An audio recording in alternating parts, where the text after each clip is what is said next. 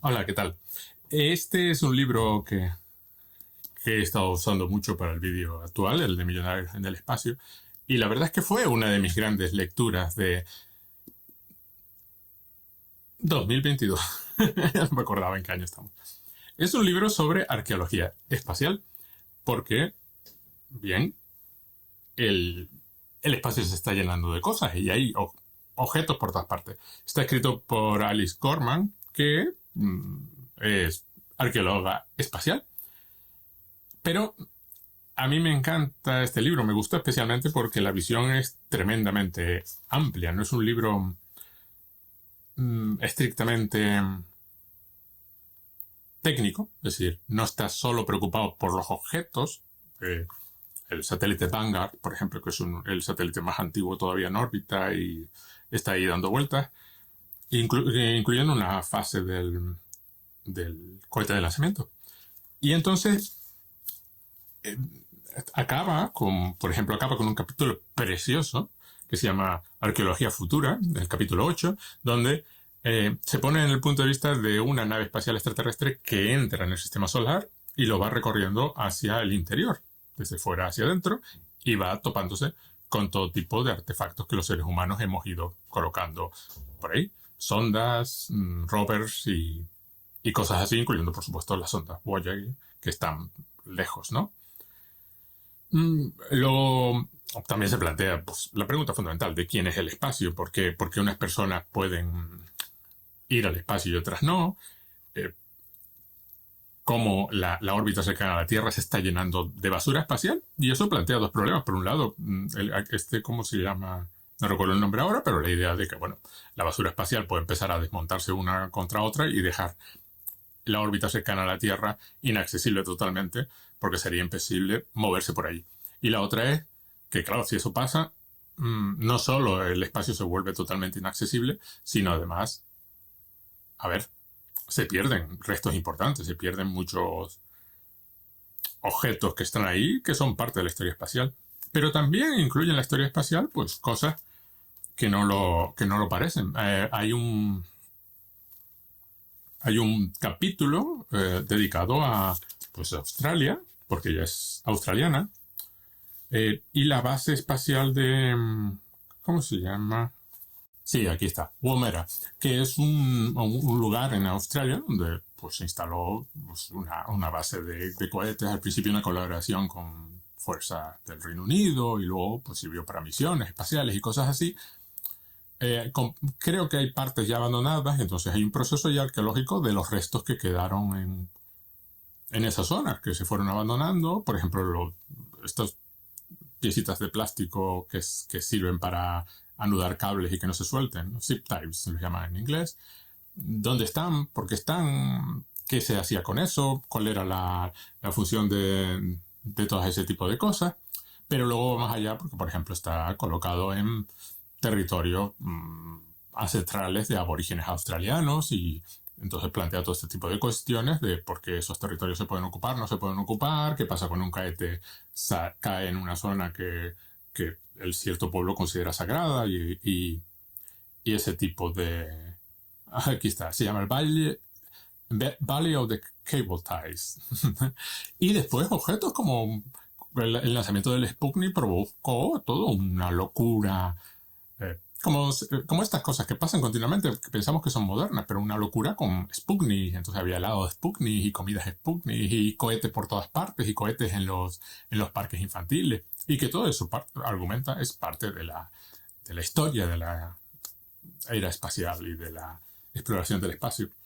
Mi capítulo preferido es uno que me encantó de principio a fin, que es el de las sombras de la luna. Y está dedicado a la luna y los aspectos fascinantes e interesantísimos de la luna, incluyendo el hecho de que hay sombras en la luna que tienen miles de años y que nunca han visto la luz, es lo que hay debajo, ¿no? Y las sombras luego dejadas también por los artefactos humanos, las sombras de todo tipo, que la luna está llena de sombras y argumenta que son cosas a preservar, que son restos importantes que conservar y mantener. A mí me pareció un libro fascinante, primero porque, bueno, a ver, la exploración espacial es fascinante y como todo niño con aspiraciones científico-técnicas, pues yo sentí absoluta fascinación por el espacio. Así que en ese sentido, pues es un libro que recupera la fascinación sin olvidar en ningún momento que la relación humana con el espacio, y hay varios libros sobre este tema, Original Sin, por ejemplo, está muy unida a la guerra, a la destrucción y al saqueo, a la violencia, a la más absoluta injusticia, no solo, por ejemplo, por los aborígenes. Hay una parte donde habla del disco Voyager, este disco dorado que contenía sonidos de la Tierra, y entre ellos contiene pues unas grabaciones de minuto y medio, más o menos, de aborígenes australianos, pero bueno, que están mal identificados, que además el Murmullos de la Tierra, que es el libro que escribió Carl Sagan sobre ese disco, que además yo leí cuando era niño, cuando estaba en el instituto, eh, trata a esos aborígenes y a esos pueblos como desaparecidos. Claro, nosotros tenemos la idea de que lo primitivo no existe, porque además lo llamamos así primitivo, son gente primitiva y no tienen acceso al espacio, pero ella plantea que, bueno, son gente que sigue viva, su cultura sigue ahí, vibrante como siempre, como cualquier cultura humana, y que no desaparecieron, no son un ejemplo de un mundo que ya no existe, todo lo contrario, es un mundo que existe y además ahí está, resistiéndose a los intentos por hacerlo desaparecer. Y en ese aspecto me encanta este libro porque, por ejemplo, nos recuerda, bueno, que el señor von Braun tenía trabajadores esclavos para construir la V2. Por supuesto hay mucho debate sobre en qué medida participaba o no participaba, pero lo que es innegable es que lo sabía. No era tan tonto, no era tan ingenuo. En qué medida está obligado a seguir o no seguir. Bueno, son cuestiones que para mí son menos importantes por el hecho de que esas personas están ahí y von Braun se aprovechó de ellas para su cohetería y que eso conecta con, por ejemplo, el Saturno 5. Es decir, hay una línea directa entre gente que murió en unos campos de concentración determinados al aterrizaje, al alunizaje del Apolo 11.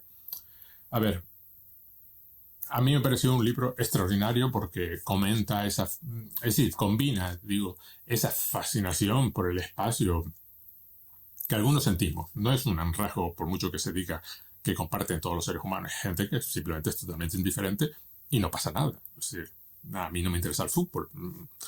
Y en ese sentido, pues a cada uno le interesa lo que interesa o vive su vida desde la perspectiva que la vive. Pero eso, la capacidad de combinar la historia de ciertos artefactos y de ciertas maravillas del sistema solar, ciertas cosas que están ahí, que son impresionantes y enormes, con una reflexión humana sobre lo que significa ser una persona, ver el espacio, quién pierde y quién gana en cualquiera de estos procesos, quién está obligado a quedarse en la Tierra, quién puede permitirse ir al espacio. Me pareció un libro extraordinario y es claramente una de mis mejores lecturas de 2022.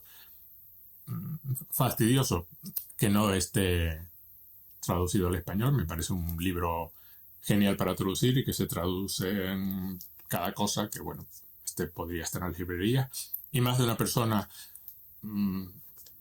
lo disfrutaría. Pues eso es todo. Gracias y hasta la próxima.